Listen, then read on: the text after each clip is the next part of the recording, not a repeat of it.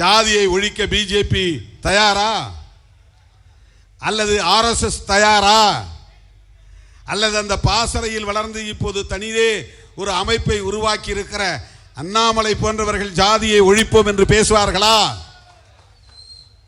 சாதி ஒழிப்பே மக்கள் விடுதலை என்று எந்த இயக்கமாவது மேடையில் நின்று முழங்குமா? தமிழ் தேசியம் பேசுகிற அமைப்புகள் பேச மாட்டார்கள்.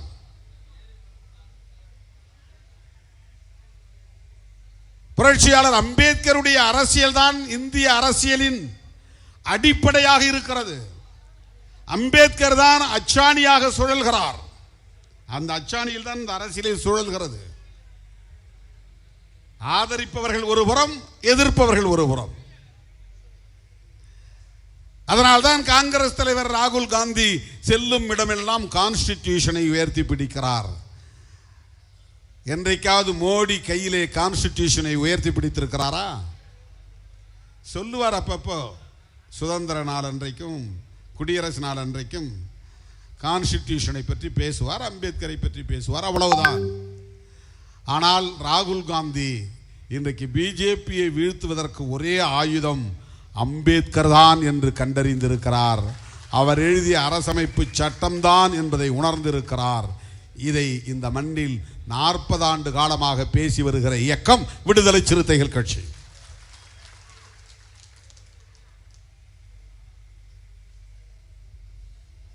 எனவே நம்முடைய கொள்கைகளுள் ஒன்றான தமிழ் தேசியத்தை நாம் எப்படி அடையாளப்படுத்துகிறோம் என்பதை சொல்லுவதற்காகத்தான் இந்த மாநாடு.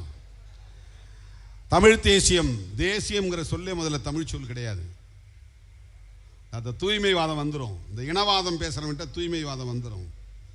தூய்மைவாதம்னா முழு சுத்த தமிழில் தான் பேசணும், தூய தமிழ் தான் பேசணும். சுத்தங்கிறதே தமிழ் சொல் இல்லை. சுத்தங்கிறதே தமிழ் சொல் கிடையாது. தேசியங்கிறதே தமிழ் சொல் கிடையாது. தூய தமிழ் பேசக்கூடியவர்களால் தேசியம் என்கிற சொல்லுக்கு ஒரு சொல்லை இன்னும் கண்டுபிடிக்க முடியவில்லை. தேசம் என்பதிலிருந்து தான் தேசியம் என்கிற சொல் வருகிறது. தேசம் என்பது தமிழ் சொல் கிடையாது. நாடு என்பதுதான் தமிழ் சொல். தேசம் என்பது வடமொழி சொல். பங்களாதேஷ், ஆந்திர பிரதேஷ், தேஷ், உத்தரப்பிரதேஷ், மத்திய பிரதேஷ், தேஷ் வருது பாருங்க, தேசம். அந்த தேஷ் தான் இங்க நாம தமிழ் படுத்தி தேசம் தேசம் அப்படின்னு மாத்திக்கிட்டோம். இனி செல்லும் இடமெல்லாம் செய்தி. தந்தி டிவியின் வாட்ஸ்அப் சேனலை ஃபாலோ பண்ணினா செல்ல இருக்கும் இடமெல்லாம் செய்தி.